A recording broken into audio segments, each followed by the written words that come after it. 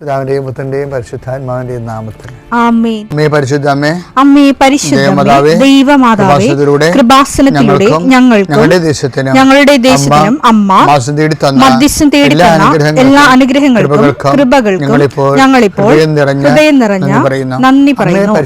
അമ്മേ പരിശുദ്ധമേ, ദൈവമാതാവേ, 2004 ഡിസംബർ 7 ഉച്ചകഴിഞ്ഞ് 2:30 കൃപാസനത്തിൽ സംഭവിച്ച അമ്മയുടെ പ്രത്യക്ഷപ്പെടലിനെ കുറിച്ച് തിരുസഭയ്ക്ക് സമർപ്പിച്ചിരിക്കുന്ന പഠനരേഖകളുടെ മേൽ സഭാത്മകമായ പഠനം ആരംഭിക്കുവാൻ ഞങ്ങൾ പ്രാർത്ഥിക്കുന്നു.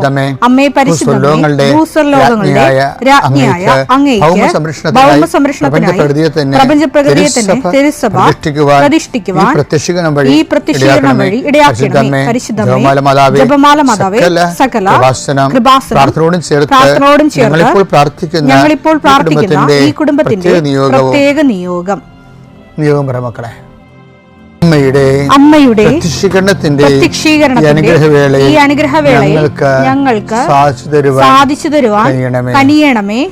ആമേൻ. വിശ്വാസ പ്രമാണം. സർവശക്തനായ പിതാവും ആകാശത്തിന്റെയും ഭൂമിയുടെയും സൃഷ്ടാവുമായ ദൈവത്തിൽ ഞാൻ വിശ്വസിക്കുന്നു. അവിടുത്തെ ഏകപുത്രനും ഞങ്ങളുടെ കർത്താവുമായ ഈശോ മിശിഹായിലും ഞാൻ വിശ്വസിക്കുന്നു. ഈ പുത്രൻ പരിശുദ്ധാത്മാവിനാൽ ഗർഭസ്ഥനായി കന്യകാമറിയത്തിൽ നിന്ന് പിറന്ന് പൊന്തിയോസ് പിലാത്തോസിന്റെ കാലത്ത് പീഡകൾ സഹിച്ച് കുരിശിൽ തറയ്ക്കപ്പെട്ട് മരിച്ച് അടക്കപ്പെട്ട് പാതാളങ്ങളിൽ ഇറങ്ങി മരിച്ചവരുടെ ഇടയിൽ നിന്ന് 3-ാം നാൾ ഉയർത്ത് സ്വർഗത്തിലേക്ക് എഴുന്നള്ളി സർവശക്തിയുള്ള പിതാവായ ദൈവത്തിന്റെ വലതുഭാഗത്തിരിക്കുന്നു. അവിടെ നിന്ന് ജീവിക്കുന്നവരെയും മരിച്ചവരെയും വിധിക്കുവാൻ വരുമെന്നും ഞാൻ വിശ്വസിക്കുന്നു. പരിശുദ്ധാത്മാവിലും ഞാൻ വിശ്വസിക്കുന്നു. വിശുദ്ധ കത്തോലിക്കാ സഭയിലും പുണ്യവാന്മാരുടെ ഐക്യത്തിലും പാപങ്ങളുടെ മോചനത്തിലും ശരീരത്തിന്റെ ഉയർപ്പിലും നിത്യമായ ജീവിതത്തിലും ഞാൻ വിശ്വസിക്കുന്നു. ആമേൻ. സുഖസ്ഥനായ ഞങ്ങളുടെ പിതാവേ, അങ്ങയുടെ നാമം പൂജിതമാകണമേ. അങ്ങയുടെ രാജ്യം വരണമേ. അങ്ങയുടെ തിരുമനസ് സ്വർഗത്തിലെ പോലെ ഭൂമിയിലും ആകണമേ. അന്നു വേണ്ടുന്ന ആഹാരം ഇന്ന് ഞങ്ങൾക്ക് തരണമേ. ഞങ്ങളോട് തെറ്റ് ചെയ്യുന്നവരോട് ഞങ്ങൾ ക്ഷമിക്കുന്നത് പോലെ ഞങ്ങളുടെ തെറ്റുകൾ ഞങ്ങളോടും ക്ഷമിക്കണമേ. ഞങ്ങളെ പ്രലോഭനത്തിൽ ഉൾപ്പെടുത്തരുതേ, തിന്മയിൽ ഞങ്ങൾ രക്ഷിക്കണമേ. ആമേൻ. നന്മ നിറഞ്ഞ മറിയമേ, സ്വസ്തി. കർത്താവ് അങ്ങയുടെ കൂടെ സ്ത്രീകളിൽ അങ്ങ് അനുഗ്രഹിക്കപ്പെട്ടവളാകുന്നു. അങ്ങയുടെ ഉദരത്തിൻ ഫലമായി ഈശോ അനുഗ്രഹിക്കപ്പെട്ടവനാകുന്നു. പരിശുദ്ധ മറിയമേ, തമ്പുരാന്റെ അമ്മേ, പാപികളായ ഞങ്ങൾക്ക് വേണ്ടി ഇപ്പോഴും ഞങ്ങളുടെ മരണസമയത്തും തമ്പുരാനോട് അപേക്ഷിക്കണമേ. ആമേൻ. കർത്താവേ, നിന്റെ ഉന്നതമായ നാമത്തിന് സ്വസ്ഥം ചെയ്യുന്നു. കർത്താവേ, നിന്റെ വിശുദ്ധ പൗരോഹിത്യത്തെ മഹത്വപ്പെടുത്തണമേ.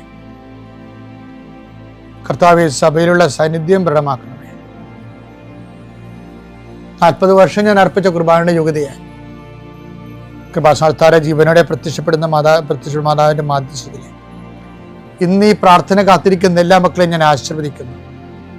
അമ്മ ഇവർക്ക് വേണ്ടി മധ്യസ്ഥം വഹിക്കണമെന്ന് പ്രാർത്ഥിക്കുന്നു. ഗർഭിണികളായ മക്കള്, അവിടെ കുഞ്ഞുങ്ങളെ ഓർത്ത് വിഷമിക്കുന്നവരുണ്ട്. ചിലർക്ക് അനക്കമില്ലാത്ത കുഞ്ഞുങ്ങൾ ഉണ്ടാവും.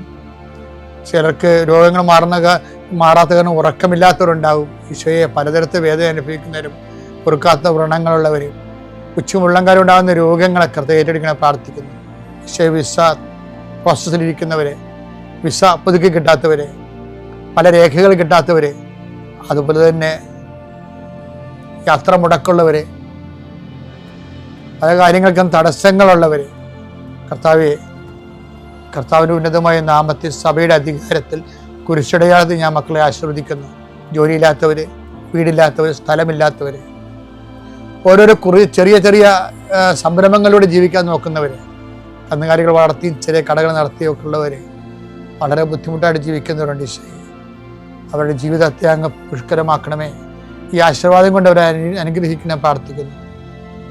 ഈശോയെ, പലതരത്തിൽ വേദന അനുഭവിക്കുന്നവരും പൊറുക്കാത്ത വ്രണങ്ങളുള്ളവരും ഉച്ചമുള്ളങ്കാരം ഉണ്ടാകുന്ന രോഗങ്ങളൊക്കെ ഏറ്റെടുക്കണം പ്രാർത്ഥിക്കുന്നു. എൻ്റെ കർത്താവിനുമായ നാമത്തിൽ സഭയുടെ അധികാരത്തിൽ കുരിശിൻ്റെ അടയാളത്തിൽ ദൈവശക്തിയാൽ ഞാൻ നിന്നെ ആശ്രയിക്കുന്നു. എൻ്റെ പ്രിയപ്പെട്ട ഈ ദിവസങ്ങളിൽ പള്ളികളിൽ വായിച്ചപ്പോഴേ ഞാനൊരു പരിവേദന സങ്കീർത്തനം കേട്ട് എനിക്കത് ഭയങ്കര ഇഷ്ടപ്പെട്ടു കേട്ടോ. ഹോസി പ്രവാചകന്റെ ആണ് അധ്യായം 6:6. ബലിയല്ല, സ്നേഹമാണ് ഞാൻ ആഗ്രഹിക്കുന്നത്. ദഹനബലികളല്ല, ദൈവജ്ഞാനമാണ് എനിക്കിഷ്ടം. എൻ്റെ പ്രശ്നം, ദൈവം ആഗ്രഹിക്കുന്ന വിഷയം എന്താണ്? സ്നേഹമാണ്. ഇത് നമ്മൾ എപ്പോഴും നമ്മുടെ മനസ്സിലുണ്ടാകണം. അത് നമ്മൾ പണ്ട് ഞാൻ പള്ളിയെ കുറിച്ച് ഒരു പള്ളിയിൽ എനിക്ക് പണ്ട് മെയിൻ പരിപാടിയായിരുന്നു കുരിശിൻ്റെ വഴി. പള്ളിയിലിരിക്കുമ്പോൾ അത് എങ്ങനത്തെ ഒരു ഉച്ചക്ക് തുടങ്ങും, അതായത് ഒരു 3 മണിയാകുമ്പോൾ തുടങ്ങും. ഒരു ബറ്റാലിയൻ അൽമേനികളെ, നല്ല അറിവ് പണ്ഡിത്യമൊക്കെ ഉള്ള അൽമേനികളെ കുരിശിൻ്റെ വഴി പ്രസംഗിക്കാൻ വേണ്ടി ട്രെയിൻ ചെയ്യും. അത് എൻ്റെ മുറിയിൽ വിളിച്ചു കൂട്ടി. അത് ഞങ്ങളെല്ലാം കൂട്ടുകാരാണ്. കാര്യം അന്ന് ഞാൻ കൊച്ചച്ഛനായിരുന്നു. അപ്പോൾ ഇവരെല്ലാവരും എൻ്റെ പ്രായക്കാർ തന്നെയാണ്. എല്ലാവരും ട്രെയിൻ ചെയ്തെടുക്കും. എന്നിട്ട് അവർ വെള്ളമൊക്കെ എടുത്ത് കറുത്ത കുരിശൊക്കെ പിടിച്ച് എൻ്റെ കൂടെ വരും. അപ്പം എന്നിട്ട് അപ്പോൾ ഈ ഞങ്ങൾ മേഖലാ കുരിശിന് വഴിയെന്നാണ് പറയണം. വെച്ച് കഴിഞ്ഞാൽ ഒരു 3-4 കുടുംബ യൂണിറ്റുകൾ ഒരുമിച്ച് കൂട്ടിയിട്ടാണ് നടത്തുന്നത്. അപ്പോൾ എന്നുവെച്ചാൽ ഒരു 2-3 വാർഡുണ്ടാവും. അപ്പോൾ ഈ വാർഡിലുള്ള ആൾക്കാരെല്ലാം കൂടി ഇതിൻ്റെ കൂടെ കൂടും. അത് അവസാനിക്കണമെന്ന് വെച്ച് കഴിഞ്ഞാൽ രാത്രി 2 മണിയാകുമ്പോഴൊക്കെയാണ് ഇത് അവസാനിക്കണത്. അപ്പോൾ വെള്ളവും പെട്രോമാക്സും ഇതെല്ലാം കേട്ട് ആൾക്കാരാണെങ്കിൽ വളരെ ഭക്തിയോടുകൂടെ അത് എന്താ വെച്ചാൽ ഇതിനെല്ലാം മധ്യസ്ഥ പ്രാർത്ഥന ഉള്ളത് കൊണ്ടും ഞാനിതൊക്കെ ഒരു മിഷനായിട്ടാണ് ചെയ്യേണ്ടത്. കർത്താവിൻ്റെ അടുത്ത് ആരാധനയ്ക്കും ഒറ്റക്കൊക്കെ നിർന്ന് എപ്പോഴും ഇതിൻ്റെ വിശദത്തിന് വേണ്ടി പ്രാർത്ഥിക്കും. നമ്മളെപ്പോഴും ചെയ്യുമ്പോഴേ നമുക്ക് ഒത്തിരി കാര്യങ്ങൾ ചെയ്യാൻ പറ്റും. പക്ഷേ എല്ലാം ഇങ്ങനെ ഫങ്ഷനായിട്ട് ആൾക്കാർ ചെയ്യേണ്ടത്. ചില വീടുകളിലൊക്കെ ചെല്ലുമ്പോൾ കല്യാണത്തിനൊക്കെ ചെല്ലുമ്പോൾ നല്ലൊരു അഭിഷേകമായിരിക്കും അവിടെ. ചില വീട്ടിൽ ചെല്ലുമ്പോൾ അറിയാത്ത തമ്മിലിരിക്കും. അതിൻ്റെ കാര്യത്തിൽ അവിടെ ആർക്കും അവരത് പ്രേയർ ചെയ്തല്ലേ ചെയ്യണം. അവരും മനുഷ്യന്മാർ ചെയ്യണ പോലെയൊക്കെ ചെയ്യും. സാധാരണഗതിയിൽ ഓരോരുത്തർ കാര്യങ്ങൾക്ക് വേണ്ടി അവരങ്ങനെ തിരക്കൊക്കെ കാണിച്ച് അവരുടെ ലക്ഷ്യങ്ങളൊക്കെ വേറെ ആയിരിക്കും. ദൈവം പോലും ഉണ്ടാകത്തില്ല അവരുടെ ചിന്തയിൽ ആ കാലത്ത്. അതുകൊണ്ട് ആ വീടുകളൊക്കെ ചെല്ലുമ്പോൾ നമുക്ക് അറിയാൻ പറ്റും. ഞാൻ പിന്നെ ഇടവക വികാരിയാകുമ്പോൾ പോകണമല്ലോ എല്ലായിടത്തും. കരയുന്നവിടെ കരയണം, ദുഃഖിക്ക് സന്തോഷിക്കുന്നവിടെ സന്തോഷിക്കണം. അതല്ലേ പോളിസി. ദിവസം പറഞ്ഞാണ്. അപ്പോൾ നമുക്ക് ചിലയിടത്ത് ചെല്ലുമ്പോൾ സങ്കടം വരും, ചിലയിടത്ത് ചെല്ലുമ്പോൾ നല്ല അഭിഷേകമായി. അപ്പോൾ ഇതിപ്പോൾ എന്ത് സംഭവിച്ചു കഴിഞ്ഞാൽ ഇതിങ്ങനെ പ്രാർത്ഥിച്ച് ചെയ്യണ കാരണം നല്ല അച്ചടക്കമാണ്, നല്ല ആൾക്കാരുടെ അത് ലയിച്ചെന്ന് പ്രാർത്ഥിക്കും. പക്ഷെ ഒരു ദിവസം തുടങ്ങിയപ്പോൾ ഒരു ചെടുത്തി, അവർ എല്ലാവരുമായിട്ട് കലഹം ഉണ്ടാക്കണ ചെടുത്തിയാണ്. അത് ഞാൻ ഇടയ്ക്കൊക്കെ ഇങ്ങനെ പള്ളിയിലൊക്കെ ചൂടാകണില്ലേ, അത് ഇതുപോലെ കുറേ ജന്മങ്ങളെ കണ്ടിട്ട് അനുഭവിച്ചിട്ടാണ് ഈ പള്ളിയിലൊക്കെ ഇടയ്ക്ക് ഞാൻ പ്രസംഗിക്കുമ്പോഴൊക്കെ എന്തൊക്കെ പറയണത്. അതായത് ഈ ചെടുത്തി 12ാം സ്ഥലത്ത് വെച്ച്, അത് നിങ്ങൾ ജനഗുരുക്കമായി ചിലപ്പോൾ പൊടിക്കൈ പറയാമായിരിക്കും. അത് ഞാൻ ഈ പൊടിക്കൈയല്ലേ പറയണത്, ഞാൻ കണ്ട കാഴ്ചയാണ്. ഇവർ 12ാം സ്ഥലത്ത് വെച്ച് പോയി കളഞ്ഞത് ഒരു വീട്ടിലായിരുന്നത് 12ാം സ്ഥലം. എന്നിട്ട് പിന്നെ അവർ 14ാം സ്ഥലത്ത് പൊങ്ങി.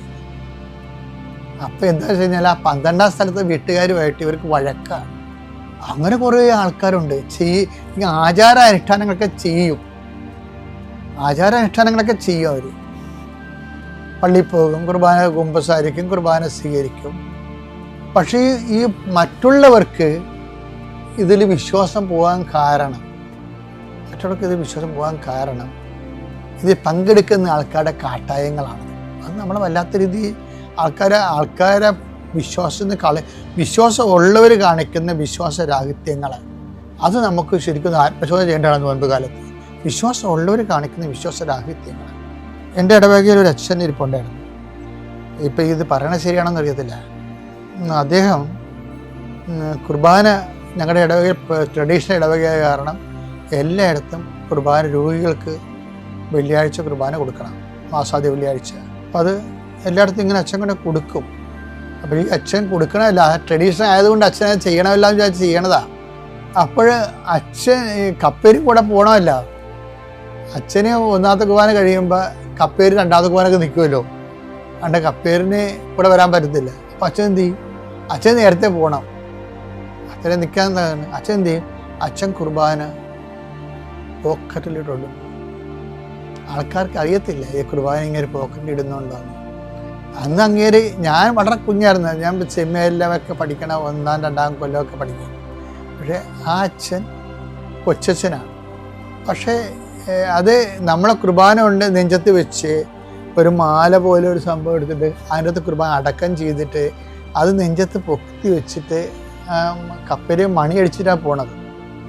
ഇപ്പം ഇന്ന് മണിയടിയുണ്ടോയെന്നൊന്നും നമുക്കറിയത്തില്ല പള്ളികളിൽ. പക്ഷെ എന്നാലും ആ കൈ പൊത്തി കുട പിടിക്കുമ്പോൾ അറിയാൻ പറ്റും കുർബാന ഉണ്ടെന്ന് അറിയാൻ പറ്റും. പക്ഷെ ഞാൻ എപ്പോഴും ഓർക്കാറുണ്ട്, ഇത് ജനങ്ങൾ അവസാനം കണ്ടുപിടിച്ചു. അച്ഛൻ ഇങ്ങനെ കുർബാന അലക്ഷ്യമായി കൊണ്ടുപോകണമെന്നുള്ളത്. അപ്പം നമ്മൾ എന്ത് അച്ഛനാണെന്ന് പറഞ്ഞാലും ശരി, അനുഷ്ഠാനങ്ങളിലും ആചാരങ്ങളിൽ നിന്നിട്ട് അതിൻ്റെ അർത്ഥം അങ്ങ് മനസ്സിൽ അറിയാതെ ചെയ്യേണ്ടതായിരിക്കും, സൗകര്യത്തിന് ചെയ്യേണ്ടതായിരിക്കും. പക്ഷേ എന്താണ് അതിനകത്തൊരു സ്നേഹക്കുറവുണ്ട്. അതാണ് പറഞ്ഞത്, ഞാൻ ബലിയല്ല ആഗ്രഹിക്കുന്നത്, സ്നേഹമാണ്. ഈ ചെടുത്ത് ചെയ്ത് അത് തന്നെയല്ലേ ചെയ്തിരിക്കുന്നത്. അവരാ 12ാം സ്ഥലത്ത് മുങ്ങിയിട്ട് 14ാം സ്ഥലത്ത് പൊങ്ങണം. അപ്പം ഇങ്ങനെ ആചാരാനുഷ്ഠാനങ്ങളൊക്കെ ചെയ്യുമ്പോൾ അർത്ഥം നഷ്ടപ്പെട്ട് അത് അനാചാരമായിട്ട് മാറും. നോൻപ് കാലത്ത് ആചാരങ്ങളൊക്കെ ചെയ്യുന്നവരുടെ ആചാരങ്ങൾ കൂടുതലാണ് നോൻപ് കാലത്ത്. പക്ഷേ അർത്ഥം നഷ്ടപ്പെട്ട സ്നേഹത്തിൽ വളരുന്നില്ല, അനുരഞ്ജനപ്പെടുന്നില്ല. ദുഃഖവെള്ളിയാഴ്ച കഴിഞ്ഞു നിനക്ക് ശത്രു ബാക്കി അവശേഷിക്കണമെന്നുണ്ടെങ്കിൽ നീ ചെയ്ത മുഴുവനും അനാചാരമാണ്. ദുഃഖവെള്ളിയാഴ്ച കഴിഞ്ഞു, പിതാവ് ഇവർ ചെയ്യുന്ന എന്തെന്ന് ഇവർ അറിയുന്നില്ല, ഇവരോട് ക്ഷമിക്കണമെന്ന് പറഞ്ഞതിന് ശേഷവും അതിൽ ആ നഗരി കാണിക്കലും, ചില പള്ളികളിലൊക്കെ നഗരി കാണിക്കലില്ലേ, എന്തോ ഒരു ഇടിയാണ് ആൾക്കാരവിടെ രൂപം മുത്താനൊക്കെ. പക്ഷേ അതിനുശേഷം ആ ശത്രുതയായിട്ട് നിൽക്കുന്നു. കർത്താവിൻ്റെ തിരുസ്വരൂപം മുത്താൻ വേണ്ടി ഇടിച്ച ആൾക്കാരുടെയും ശത്രുതയായിട്ട് തന്നെ നിൽക്കുന്നു. അപ്പോഴെന്താ പറ്റേണ്ടത്? അർത്ഥം, ആചാരത്തിന് അർത്ഥം നഷ്ടപ്പെട്ട് അയാൾ കാണിച്ചത് അനാചാരമാണ്. അതുകൊണ്ടാണ് ദൈവതിരുസന്നിധി അസ്വീകാര്യമായി മാറുന്നത്. നമുക്ക് ഇപ്പോൾ ഒരു കുഴിയാന എന്ന് പറഞ്ഞാൽ അതിനെന്താണ് കുഴിയാന സാധനമില്ലേ, കണ്ടുകൊണ്ടാ? അപ്പം അത് പോകുമ്പോൾ അതിനെ ഉറുമ്പിട്ട് കൊടുക്കുമ്പോൾ അതുകൊണ്ട് അതിനെ അടിച്ച് മണ്ണ് തെറിപ്പിച്ചിട്ട് അതിന് കുഴിയിലാണ് താമസിക്കണത് അല്ലേ, കുഞ്ഞു കുഴിയിലാണ് താമസിക്കുന്നത്. പക്ഷേ ആന താമസിക്കണത് എവിടെയാണ്? കൊട്ടിലാണ് താമസിക്കുന്നത്. അപ്പോൾ കുഴിയും കൊട്ടിലും തമ്മിൽ വ്യത്യാസമില്ലേ?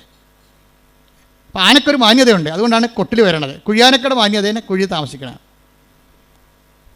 ഇതുപോലെ തന്നെയാണ് വല്ല പാമ്പ്, അതുപോലെ തന്നെ ഉള്ള ജീവികളൊക്കെ ചിലതൊക്കെ അളയെ താമസിക്കും. അപ്പോൾ മനുഷ്യൻ താമസിക്കുന്ന ആടാണെങ്കിൽ അളയിലല്ല ആലയിലാണ് താമസിക്കുന്നത്. അത് വ്യത്യാസം കണ്ട? ആടിന് ആല, അതുപോലെ തന്നെ ആനയ്ക്ക് കൊട്ടിൽ, രാജാവാണെങ്കിൽ കൊട്ടാരത്തിൽ താമസിക്കും. മാന്യത മാറി. ഇതുപോലെ മനുഷ്യൻ എന്തുകൊണ്ടാണ് വീട്ടിൽ താമസിക്കുന്നത്? മനുഷ്യൻ്റെ വീടാണ് ഭവനം. ഒത്തിരിയേറെ ആന്തരികമായ അർത്ഥങ്ങളുള്ളതാണ് ഭവനം. അവിടെ എന്തുകൊണ്ടാണ് താമസിക്കുന്നത് വെച്ചാൽ അവൻ ദൈവത്തിൻ്റെ ഛായയിൽ സൃഷ്ടിക്കപ്പെട്ടത് കൊണ്ടാണ്. അതാണ് മാന്യത എന്ന് പറയുന്നത്. അപ്പോൾ ആദ്യമേ തന്നെ ദൈവം നമ്മുടെ മാന്യത ഫിക്സ് ചെയ്യുന്നുണ്ട്. എന്ന് വെച്ചാൽ നമ്മുടെ എല്ലാ അവകാശങ്ങളും ഫിക്സ് ചെയ്യുകയാണ്.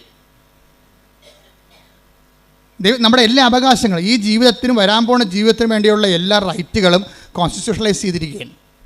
അവൻ്റെ ഛായയിൽ സൃഷ്ടിച്ചെന്ന് പറയുമ്പോഴേ ദൈവം മനുഷ്യനെ അവൻ്റെ ഛായയിൽ സൃഷ്ടിച്ചു എന്ന് വെച്ച് കഴിഞ്ഞാൽ ഇതിൻ്റെ മാന്യത മെയിൻറ്റെയിൻ ചെയ്യാനുള്ള എല്ലാ ഇൻഫ്രാസ്ട്രക്ചറും അവൻ ആർജിക്കാൻ ദൈവം അവനെ അതുപോലെ മാന്യത സുരക്ഷയാണ്. ആദ്യമേ തന്നെ ഒരു ജനറ്റിക്കൽ കോൺസ്റ്റിറ്റ്യൂഷനിൽ വന്നിരിക്കുന്നത് മനുഷ്യൻ്റെ മാന്യതയുടെ സുരക്ഷയാണ്. നമുക്ക് പട്ടിണി കിടന്നാൽ സർക്കാരിനെതിരെ കേസ് കൊടുക്കാം നമുക്ക്. അതാണ് ഭക്ഷ്യസുരക്ഷാ നിയമം.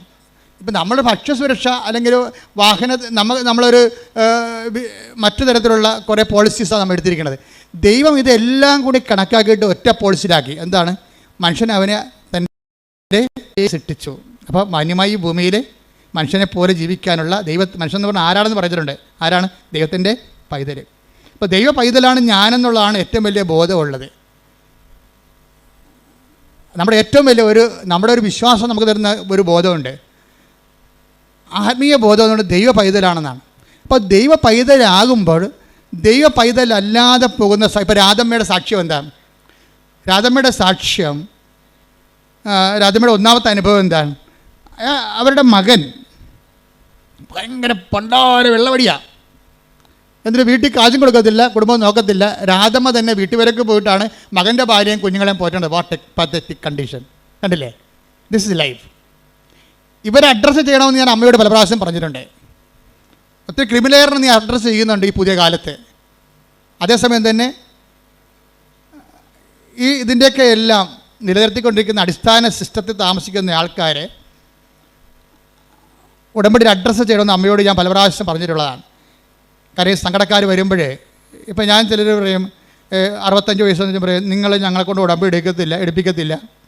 ചില 65 വയസ്സുകാർ എൻ്റെ അടുത്ത് വന്ന് സങ്കടം പറയും, അച്ഛന്മാരത്തെ പറയും, എന്താ ഞങ്ങളെ കൊണ്ട് ഉടമ്പടി എടുപ്പിക്കാത്തത്, ഞങ്ങൾക്ക് ജീവിക്കേണ്ടതെന്നൊക്കെ ചോദിക്കും. എന്നോടൊന്ന് ചോദിക്കുമ്പോൾ പറയും, എൻ്റെ ചേച്ചമ്മേ നിങ്ങൾക്ക് ജീവിക്കണം, നിങ്ങൾക്ക് 67 വയസ്സുണ്ട്, നിങ്ങൾ നേരെ വന്ന് വെടിപ്പായിട്ട് മാതാവിൻ്റെ കണ്ണിട്ട് നോക്കിയിട്ട് കറഞ്ഞിട്ട് കാര്യം വന്നിട്ട് പോകും. നിങ്ങളെ ഇത്രയും ഉടമ്പടി പോലെ ആപതും ആരോഗ്യമൊക്കെ ഉള്ളവരാണ് ഉടമ്പടി എടുക്കുന്നത്. അത് എടുത്തിട്ട് ഉഴപ്പി പിന്നെയും വന്ന് പണി മേടിക്കേണ്ട കാര്യമില്ല. നിങ്ങൾക്കുള്ളത് അമ്മ വിളമ്പി വെച്ചിട്ടുണ്ട്. ചില ആൾക്കാർക്ക് നോക്കുകയിലേ ഉള്ള മാതാവിൻ്റെ മുഖത്തിട്ട്. വിശ്വാസത്തോടെ ഒന്ന് നോക്കിയാൽ തന്നെ റെസ്പോണ്ടഡ് ആണ്. അപ്പം അതുകൊണ്ട് തന്നെ പക്ഷേ ഉടമ്പടി എടുക്കാൻ കഴിവുള്ളവൻ മാതാവിനെ നോക്കി പഠിപ്പിച്ചാൽ മാതാവ് ചിലപ്പോൾ ഇവിടുന്ന് ഒറ്റ നടക്ക് പോയില്ലെന്ന് വരും. കാര്യം അത് കാപട്യമാണ്. കഴിഞ്ഞാൽ മീൻ പിടിക്കാനാണ്. നമുക്ക് മലയാളിക്ക് പണ്ട് മുതലേ രക്തത്തിലുള്ള കുറേ സാധനമുണ്ട്. എന്താണ്? കണ്ടവനെ കൊണ്ട് പണിയെടുപ്പിക്കുന്ന കുറേ സാധനങ്ങളുണ്ട്. ഇതിനെ നമ്മൾ ആദ്യം ചികിത്സിക്കേണ്ടി വരും. എന്ന് വെച്ച് കഴിഞ്ഞാൽ മലയാളിക്ക് ആദ്യം എന്തൊക്കെ മലയാളികളുടെ പഴഞ്ചൊല്ലി നോക്കിയാൽ മതി. 2000 കൊല്ലമായിട്ട് ഈ വസ്തു എങ്ങനെ ജീവിച്ചെന്ന് മനസ്സിലാകും. എംബ്രാൻ്റെ വെട്ടത്ത് വാര്യയുടെ അത്താഴം. വാര്യയുടെ കളറാണെന്ന് മനസ്സിലായില്ലേ? വാര്യർ ഒരിക്കലും എണ്ണ കൊണ്ട് കാശ് മുടക്കി വിളക്ക് കത്തിക്കത്തില്ല. എംബ്രാൻ്റെ പടിപ്പുരയിൽ രാജാവ് അല്ലെങ്കിൽ നാട്ടുപ്രമാണി അല്ലെങ്കിൽ കരപ്രമാണി അല്ലെങ്കിൽ ഊരാളിയുടെ പടിപ്പുരയ്ക്ക് വിളക്ക് വെക്കാൻ രാജാവ് അനുവാദം കൊടുത്തിട്ടുണ്ട്. എല്ലാവർക്കും പടിപ്പുര വിളക്ക് വെക്കാൻ പറ്റത്തില്ല. തിരുവിതാംകൂറിലും കൊച്ചിയിലും പടിപ്പുര വിളക്ക് വെക്കണമെന്നുണ്ടെങ്കിൽ ഭണ്ഡാരത്തിൽ കൊണ്ട് പണം അടക്കണം. ഭണ്ഡാരത്തിൽ പണം അടക്കാൻ കഴിവില്ലാത്തവന് വിളക്ക് വെക്കാൻ അനുവദിക്കത്തില്ല. ഭാര്യർ ഭണ്ഡാരത്തിൽ പണം അടക്കാൻ ഭാര്യന് കാശില്ല. അപ്പോൾ ഊരാളെങ്കിൽ ചെന്നിട്ട് എന്ത് ചെയ്യും? അവിടുത്തെ വിളക്ക് പടിപ്പുര വെക്കുമ്പോൾ വീട്ടിൽ അത്താഴം എടുത്തുകൊണ്ട് ഭാര്യർ ഊരാളെങ്കിൽ ചെല്ലും. അവിടെ ചെന്നിട്ട് അവിടെ വെട്ടത്തിരുന്നുകൊണ്ട് ഭക്ഷണം കഴിക്കും. അത് ഭാര്യ പോകും. അതാണ് എംബ്രാൻ്റെ വെട്ടത്ത് ഭാര്യയുടെ അത്താഴം. ചിലർ പറയും കൈ നനയാതെ മീൻ പിടിക്കുക. അതാണ് സംഭവം. എന്ന് വെച്ചാൽ ചൂണ്ടിക്കാണിച്ചു കൊടുക്കും. ആ മീൻ പിടി ഈ മീൻ പിടി കിടക്കുന്നതിനെ നിൽക്കും, മറ്റവർക്ക് അടുത്തപ്പം വെള്ളത്തിൽ കിടക്കും. അതാണ് കൈ നനയാതെ മീൻ പിടിക്കുക. പിന്നെ തുമ്പിയെ കൊണ്ട് കല്ലെടുപ്പിക്കുക. അപ്പോൾ ഇതൊക്കെ മലയാളിയുടെ ബേസിക് മെറ്റീരിയൽ നേച്ചറിലുള്ളതാണ്. ഇതിന് ആധ്യാത്മികതയിൽ ബൈബിൾ ഇതിന് നല്ലവണ്ണം ചികിത്സിക്കും ഈ രോഗത്തിനെ. അതുപോലെ ദ്രവീഡീയമായ ഒരു ദ്രാവിഡരുടെ ഇടയിൽ കാണുന്ന ഒരു രോഗമാണത്. കണ്ടവനെ കൊണ്ട് പണിയെടുപ്പിക്കുക, പപ്പായെ കൊണ്ട് ഉടമ്പടിപ്പിക്കുക. അതാണ് സാധനം. പപ്പായെ കൊണ്ട് ഉടമ്പടിപ്പിക്കുക. ഇപ്പം ഈ മജിസ്ട്രേറ്റ് അങ്ങനെ ഒരാളാണ്. മജിസ്ട്രേറ്റിൻ്റെ സാക്ഷ്യം തരുമ്പോൾ ആദ്യം ഇവർ ഡയറക്റ്റായിട്ട് വന്നിട്ട് ഉടമ്പടി എടുക്കത്തില്ല. ആരാ ഉടമ്പടി എടുക്കണത്? അമ്മയെ കൊണ്ട് ഉടമ്പടി എടുക്കണത്. പക്ഷേ ഇവിടെ അത് ഏക്കത്തില്ല, ഇവിടെ അക്സെപ്റ്റ് ചെയ്യത്തില്ല. കാര്യം മലയാളിയുടെ 2000 കൊല്ലത്തെ മനസ്സുമൊക്കെ അമ്മയ്ക്ക് അറിയാവുന്ന കാരണം അമ്മ പറയും ഓടരുത് അമ്മാവ ആളറിയുന്നു. അതുകൊണ്ട് മജിസ്ട്രേറ്റിൻ്റെ കാര്യങ്ങളൊന്നും നടക്കത്തില്ല. പക്ഷേ അമ്മ മാതാവിൻ്റെ മുമ്പിൽ ഇത്തിരി വില നിലയുള്ള ആളാണ്. കാര്യം അവർക്ക് നല്ല ഇൻവെസ്റ്റ്മെൻറ്റ് ഉള്ള ആളാണ്. അപ്പോൾ മജിസ്ട്രേറ്റിന് പരീക്ഷയ്ക്ക് പോകാൻ നേരത്ത് ടാനിയ പറയും അമ്മേ ഞാൻ പരീക്ഷയ്ക്ക് പോകണില്ല, കാര്യം എനിക്ക് നല്ല മൈഗ്രെയിനാണ്, തല പൊട്ടാണ്, തല പൊടിയാണ്, എൻ്റെ ബോധം പോകണമെന്ന് പറയും. അപ്പോൾ അമ്മ പറയും നീ പരീക്ഷയ്ക്ക് പോകും മകളെ, എന്താ കാര്യം? ഞാൻ കൃപാസനത്തിൻ്റെ ഒരു കാശ് നിനക്ക് തരാം, നീ നെറ്റിക്കൊട്ടിച്ച് വെക്ക്, 10 മിനിറ്റ് നമുക്ക് വെയിറ്റ് ചെയ്യാം, മാതാവ് നിൻ്റെ തലവേദന എടുത്ത് മാറ്റും, നീ പരീക്ഷയ്ക്ക് പോകുന്നു. അപ്പോൾ ഇവൾക്ക് കിടക്കുകയാണ്, ഇങ്ങനെ ഉരുണ്ട് വട്ടത്തിൽ കിടക്കുകയാണ്, തലപെരുത്ത് വേദനയായിട്ട് കിടക്കുകയാണ്. ഒന്നും ഓർക്കണില്ല, കണ്ണ് കാണാൻ പാടില്ല, തലവേദന എടുത്തിട്ടേ കണ്ണ് കാണാൻ പാടില്ല, ഒന്നും അക്ഷരം നോക്കിയിട്ട് തെളിഞ്ഞ് വരണില്ല, എല്ലാം ഇങ്ങനെ ബ്ലറടിച്ചിരിക്കുകയാണ്. അപ്പോൾ ഇവൾ എന്ത് അഡ്വക്കേറ്റ് ആയാലും അമ്മമാർക്ക് ഒരു കഴിവില്ലേ, എത്ര വലിയ ആൾക്കാരായാലും അമ്മ എപ്പോഴും അമ്മമാർ ഞാൻ പറഞ്ഞ ഒന്നെങ്കിലും നിങ്ങളെ പ്രസവിക്കാൻ പോകരുത്, അതൊരു ദൈവികമായ ഏർപ്പാടാണ്. പ്രസവിക്കാൻ പോയാൽ നിങ്ങൾ ഉടനെ അമ്മയാകും. അമ്മയായാൽ നെക്സ്റ്റ് ഗോഡാണ്, ദൈവത്തിൻ്റെ അടുത്ത് നിൽക്കുന്ന ആളാണ്. അമ്മ എന്തെങ്കിലും മക്കൾക്ക് വേണ്ടി ദൈവത്തോട് പറഞ്ഞാൽ ദൈവം അപ്പം ഒപ്പിടും. എന്താ കാര്യം? അവർക്ക് കൊച്ചിനെ കൊടുത്തപ്പോൾ തന്നെ കൊച്ചിനെ ജീവിപ്പിക്കാനുള്ള അധികാരവും അവകാശവും അവർക്ക് ദൈവം എഴുതി കൊടുത്തിട്ടുണ്ട്. പക്ഷേ അവർ അമ്മയായിട്ട് ജീവിക്കണം. അല്ല വയറ്റിട്ട് അതിനെ കൊല്ലാൻ പോയി കഴിഞ്ഞാൽ ദൈവത്തിന് അറിയാം നീ അമ്മയല്ല, കൊലപാതകയാണ്, 2 കുഞ്ഞുങ്ങളെ കൊന്ന ആളാണ്, ഈ അഭ്യാസം കൊണ്ട് എൻ്റെ അടുത്ത് വരരുത്, പഴയകാലം ഓർക്കണം. അതിനാണ് ഉടമ്പടിയിൽ അനുതാപം വെച്ചിരിക്കുന്നത്. അബദ്ധവശ ദൈവത്തെ അറിയാത്ത കാലങ്ങളിലുള്ള കാര്യങ്ങളെ ദൈവം റൈറ്റ് ഓഫ് ചെയ്യാൻ ഒരു പ്രൊവിഷൻ ഇട്ടിട്ടുണ്ട് ബൈബിളിലേക്ക് ഉള്ളുകെട്ട ഇത് അജ്ഞതയുടെ കാലഘട്ടത്തെ 17:30 എടുത്ത് നടപടി പുസ്തകം 17:30 അപ്പോസ്തല പ്രവർത്തനങ്ങൾ 17:30 അജ്ഞതയുടെ കാലഘട്ടങ്ങളെ ദൈവം കണക്കിലെടുത്തില്ല. ഒന്ന് പറഞ്ഞ അജ്ഞതയുടെ കാലഘട്ടങ്ങളെ ദൈവം കണക്കിലെടുത്തില്ല. എന്നാൽ ഇപ്പോൾ എല്ലായിടത്തുമുള്ള സകല ജനങ്ങളും പശ്ചാത്തപിക്കണമെന്ന് അവിടുന്ന് ആജ്ഞാപിക്കുന്നു. ഇതൊരു അപേക്ഷ അഭ്യർത്ഥനയുമല്ല, ഇത് പിന്നെ എന്താണ്? ഇതൊരു കൽപ്പനയാണ്. You should act according to by no means. എന്തിനാ കൽപ്പന കൊടുക്കുന്നതിൻ്റെ കാരണം എന്താണ്? എല്ലാ മനുഷ്യരും രക്ഷപ്പെടണമെന്നും ആരും നശിച്ചു പോകാതിരിക്കാൻ ദൈവം ആഗ്രഹിക്കുന്നത് കൊണ്ടാണ്. കൽപ്പനകളുടെ ഉള്ളിൽ ശരിക്കും പറഞ്ഞാൽ ശാസനയല്ല ഉള്ളത്, മറിച്ച് കരുണയാണുള്ളത്. എന്താ കാര്യം? എല്ലാവരും രക്ഷപ്പെടണമെന്നും സത്യമാർഗം സ്വീകരിക്കണമെന്നും ടേക്ക് ദി ബെഡ് കൂടെ എല്ലാവരും രക്ഷപ്പെടണമെന്നും സത്യമാർഗം സ്വീകരിക്കണമെന്നും.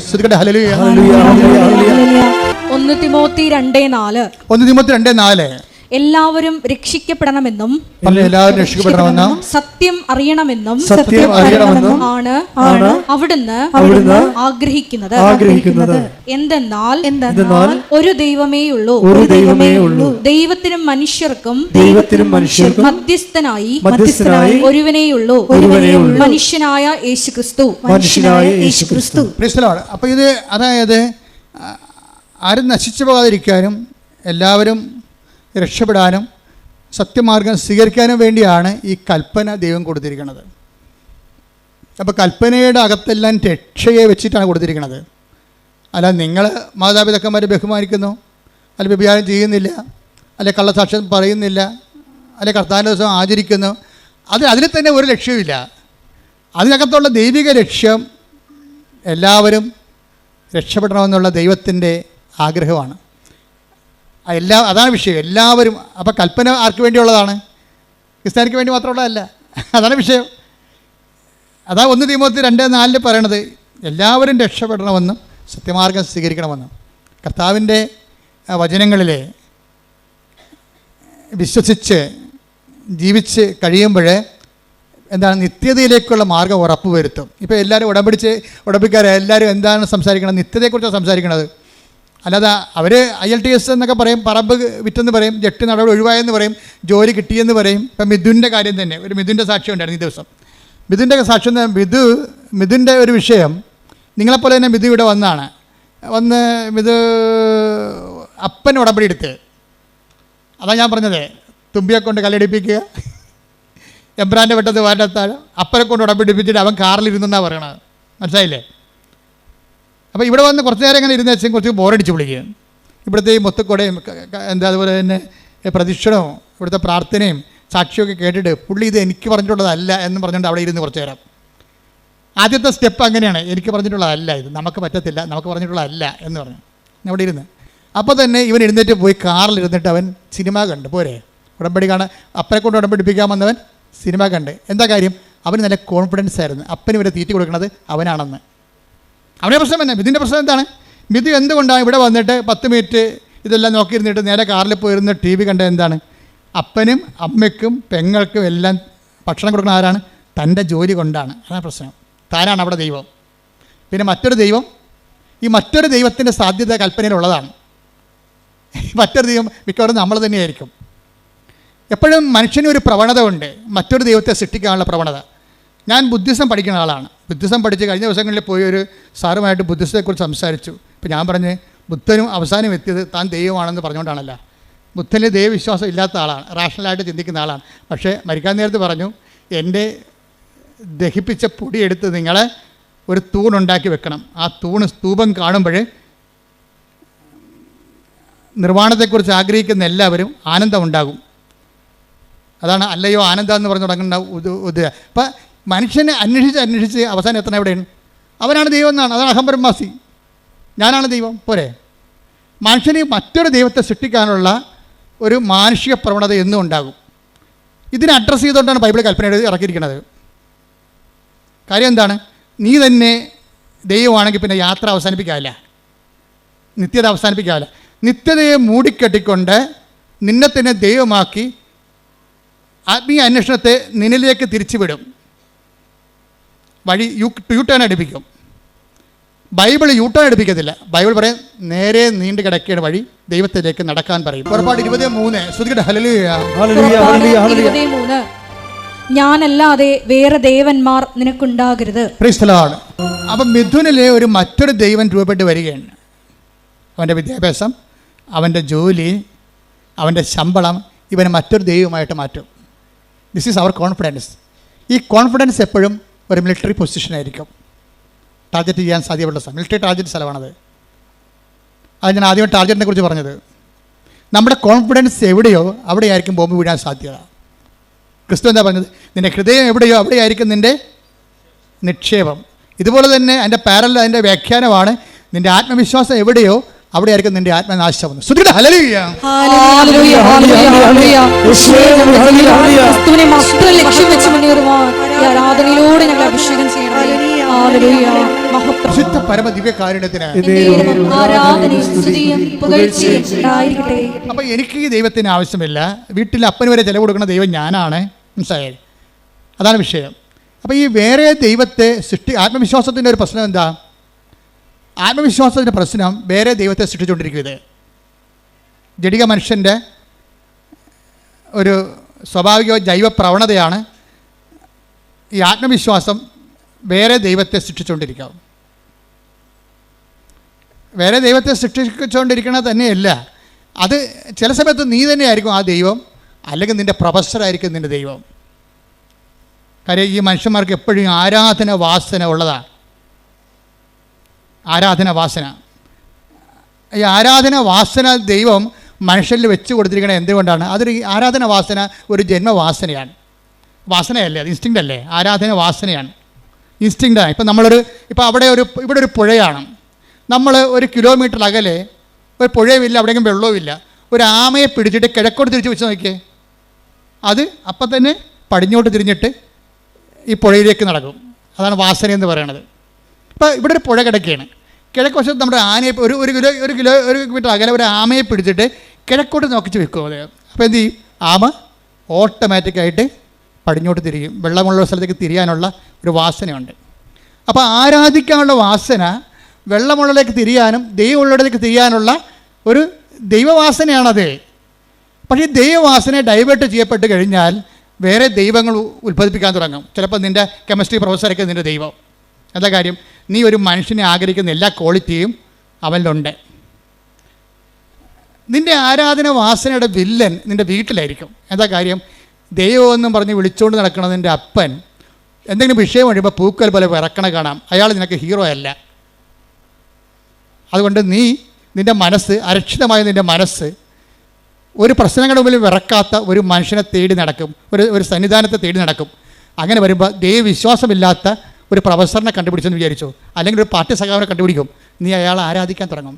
സത്യദൈവത്തെ നഷ്ടപ്പെടുന്ന അവിശ്വാസത്തിൻ്റെ വഴികളെക്കുറിച്ച് ഉടമ്പടിയിലുള്ളവർ ബോധവാന്മാരായിരിക്കണം. ശ്രദ്ധിക്കട്ടെ. Hallelujah, hallelujah, hallelujah, hallelujah.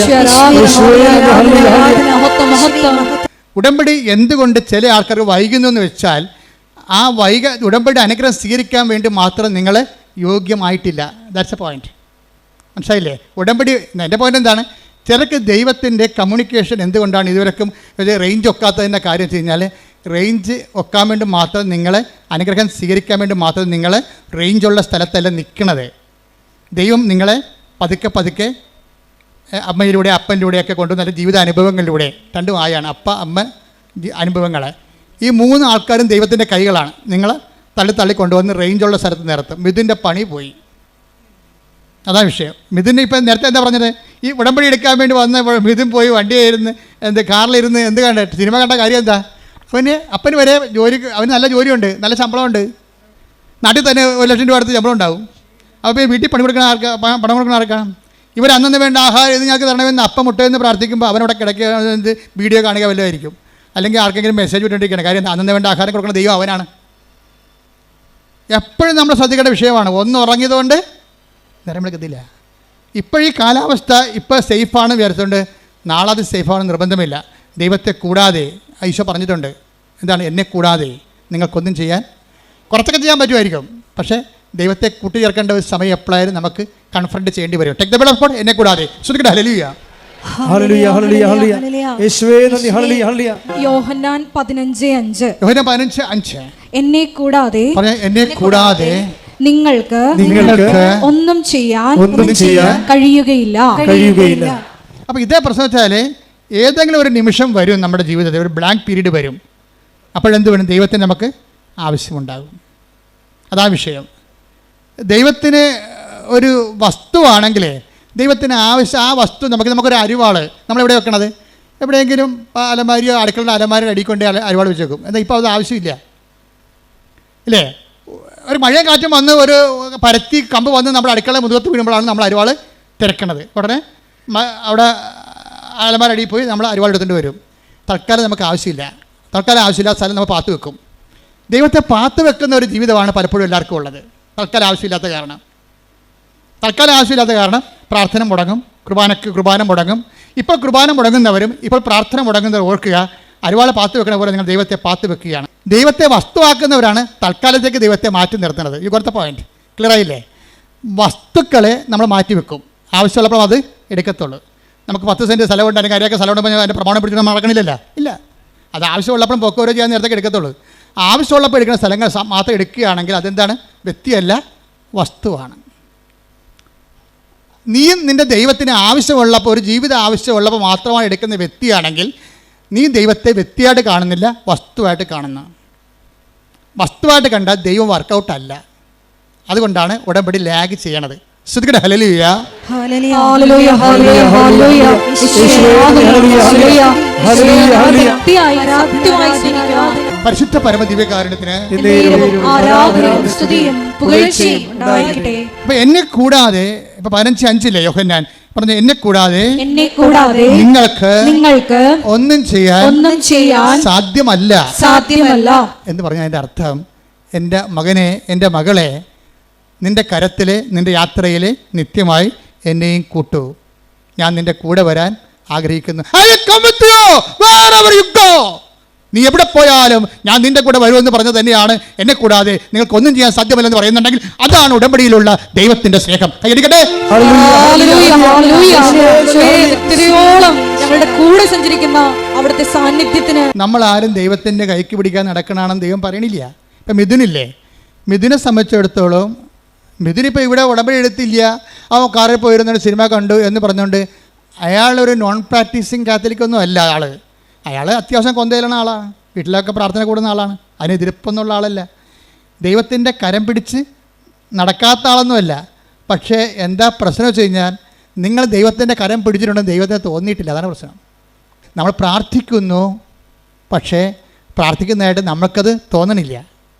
മനസ്സിലായില്ലേ? നമ്മൾ പള്ളിയിൽ പോകുന്നതായിട്ടും കുർബാന കൂടുന്നതായിട്ടും നമ്മൾക്കത് തോന്നണില്ല. എന്താ കാര്യം? നിങ്ങളത് സ്പിരിച്വൽ ഫ്രിജിഡിറ്റിയിലാണ്. You are a spiritual frigidity.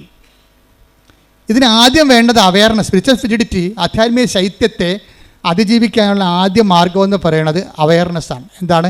ഞാൻ ചെയ്യുന്ന കാര്യത്തിൽ എൻ്റെ മനസ്സ് ഉറപ്പിക്കണം. നിങ്ങളിവിടെ ആയിരിക്കാണ്, ഉടമ്പടി എടുത്തിരിക്കുന്ന ആളാണ്. ഇപ്പം ചില ആൾക്കാർക്കൊക്കെ ഉടമ്പടിയെക്കുറിച്ച് വല്ലാത്ത കോൺഷ്യസാണ്. എന്താ കോൺഷ്യസ്? അവബോധമാണ്. എന്താ കാര്യം വെച്ച് കഴിഞ്ഞാൽ, അവരിപ്പോൾ ഒരു അപകടം ഉണ്ടായാൽ, ഞാൻ ഇപ്പോഴും ഓർക്കും, ഒരു ആങ്ങളെ ഉടമ്പടി ഒരു പെങ്ങൾ ഉടമ്പടി എടുത്തതാണ്.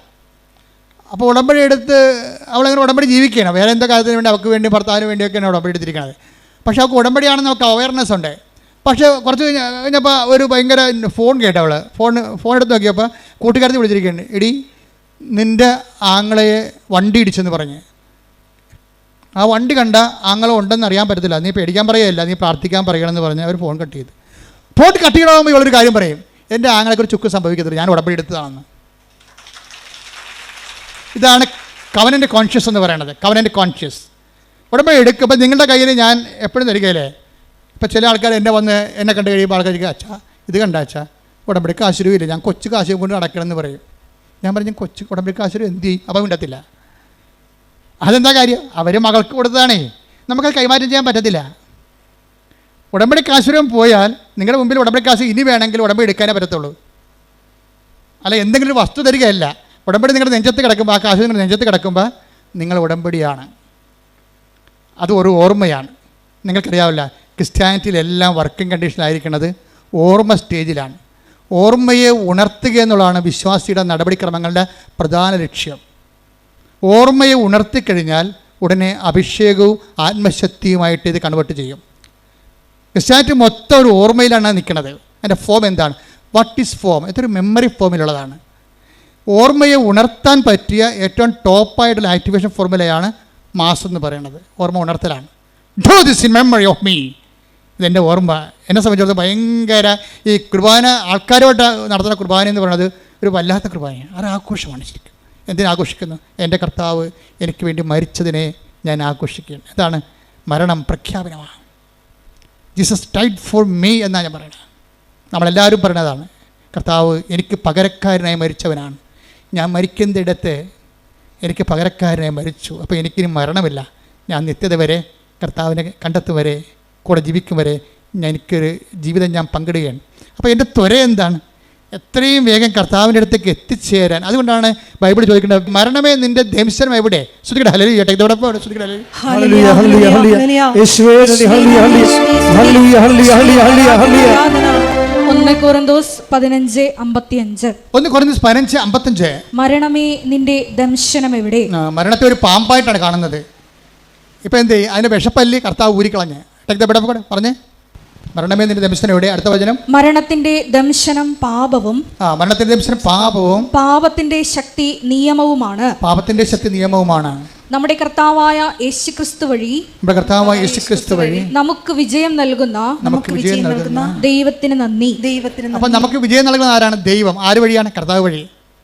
അപ്പം നമുക്ക് വിജയം നൽകുന്ന ദൈവമാണെങ്കിൽ, അത് കർത്താവ് വഴിയാണെങ്കിൽ, ആ വിജയം നൽകുന്ന കർത്താവ്, അത് വിജയം നൽകിയത് ഉടമ്പടി വഴിയാണ്. ശ്രുതിക്കട്ടെ ഹല്ലേലൂയ. പ്രവൃത്തികളിൽ ഈശോയെ അഭിവൃദ്ധി പ്രാപിക്കും.